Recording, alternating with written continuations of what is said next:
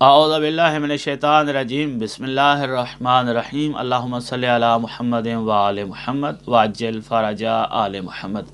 امام زمانہ علیہ الصلوۃ والسلام پر دروس کا ایک تسلسل شروع کیا ہوا ہے، کیونکہ جب ہم امام علیہ الصلوۃ والسلام کی رعیت ہیں، ہم پر لازم ہے امام علیہ الصلوۃ والسلام کے احوال کو جاننا۔ اس لوگوں کو ضروری ہے کہ وہ اپنے امام کی اطاعت بھی کریں اور اپنے امام کی معرفت بھی حاصل کریں۔ تو جتنی ہمارے لیے ممکن ہے ہم اپنے امام کے بارے میں معلومات حاصل کر سکتے ہیں، ضروری ہے کہ وہ حاصل کریں۔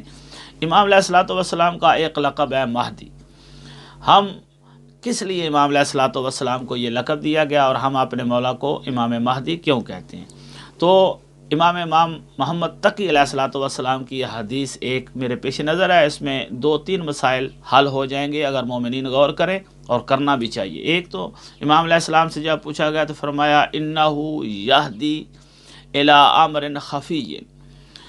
امام قائم علیہ الصلوۃ والسلام کو مہدی جو کہتے ہیں وہ اس لیے کہتے ہیں کیونکہ وہ ہدایت دیں گے ایک پوشیدہ امر کی طرف۔ لوگوں کے دلوں میں وہ امر پوشیدہ ہو چکا ہوگا، امام علیہ الصلوۃ والسلام جب ظہور فرمائیں گے تو اسی پوشیدہ امر کی طرف ہدایت دیں گے۔ ہو سکتا ہے وہ آگے تشریح، چونکہ امام علیہ الصلوۃ والسلام کی حدیث مبارکہ میں نہیں ہے، ہو سکتا ہے وہ ولایت امیر المومنین ہو سکتا ہے کوئی اور امر خفی ہو جس کی طرف امام علیہ الصلوۃ والسلام ہدایت دیں گے، لیکن چونکہ ہدایت دیں گے لوگوں کو تو اس لیے امام مہدی کہتے ہیں۔ اور کیسے فیصلے کریں گے؟ سارے کے سارے ادیان کو امام علیہ الصلوۃ والسلام اسلام پر جمع کریں گے، کیونکہ امام علیہ الصلوۃ والسلام کے پاس تورات بھی ہوگی، زبور بھی ہوگی، انجیل بھی ہوگی اور قرآن پاک بھی ہوگا۔ یہ ساری کتابیں امام علیہ الصلوۃ والسلام کے پاس ہوں گی۔ امام جواد علیہ الصلوۃ والسلام نے فرمایا یستخرج من غار بانطاکیہ التوراۃ والانجیل والزبور۔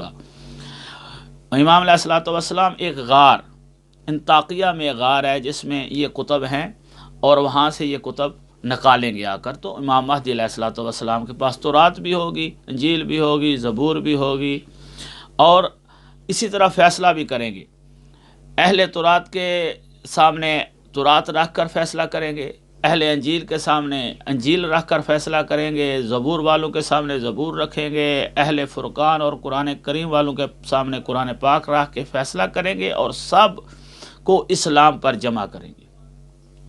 اور اس وقت امام علیہ الصلوۃ والسلام کے پاس علوم منزلہ جن کو نازل کیا گیا ہے وہ کتابیں، وہ بھی امام علیہ الصلوۃ والسلام کے سامنے ہوں گی، اور زمین کے جتنے خزانے ہیں وہ بھی امام علیہ الصلوۃ والسلام کے سامنے ہوں گے۔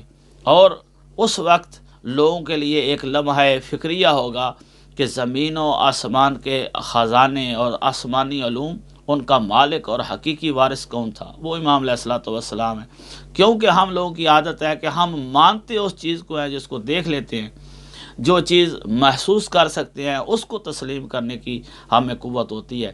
باقی بہت ساری چیزوں پر ہم ایمان رکھتے ہیں، لیکن وہ ایک خیال اور امیجن تک، جس طرح کہ ہم آخرت کے بہت سارے امور پر، فرشتوں پر ایمان رکھتے ہیں، لیکن کوئی تصویر شکل ہمارے پاس فرشتوں کی نہیں ہے، نہ ہم نے دیکھی ہے، ایمان رکھتے ہیں۔ لیکن عام لوگ اس وقت چیز کو مانتے ہیں کہ جب سامنے دیکھ لیتے ہیں۔ تو امام علیہ الصلوۃ والسلام کے بارے میں حدیث میں آیا ہے کہ یخرج الارض ما فی بطنہا و ما فی ظہرہا، جتنا بھی اموال دنیا ہے وہ زمین کے اندر پوشیدہ ہے یا زمین کے اوپر ہے، وہ سارے خزانے امام علیہ الصلوۃ والسلام کے سامنے آ جائیں گے۔ کسی اور کے پاس بھی اس وقت یہ خزانے ہوئے، یہ جتنا بھی مال ہوا اس سے غائب ہو جائے گا، اور امام علیہ الصلوۃ والسلام کے سامنے آ جائیں گے خزانے، اور اس وقت امام لوگوں کو یہ ارشاد فرمائیں گے۔ یہ غور طلب بات ہے۔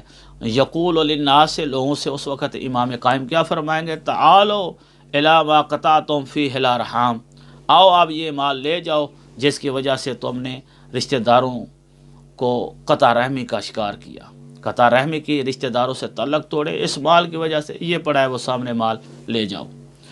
وسفکتم فیہ الدماء، آؤ اٹھا لو وہ مال جس کی وجہ سے تم نے قتل کیے، بہت سارے قتل مال و دولت کی وجہ سے، بہت سارے ایسے بچے یتیم ہو جاتے ہیں مال و دولت کی وجہ سے، خواتین بیوہ ہو جاتی ہیں، بہت ساری بہنوں کے بھائی قتل، ماؤں کے بیٹے قتل ہو جاتے ہیں مال کی وجہ سے۔ سفقتم فیہ الدماء، جس مال کی وجہ سے تم نے خون خرابہ کیا، آج اٹھاؤ وہ مال، یہ سامنے پڑا ہے۔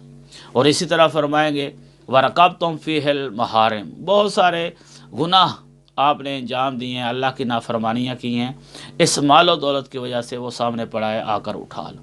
لوگ اس وقت اور اس وقت مولا سب کے سامنے حق کے ساتھ فیصلہ کریں گے۔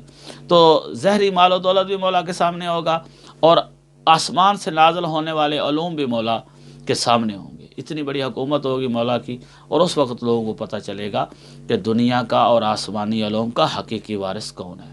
والسلام علیکم ورحمۃ اللہ۔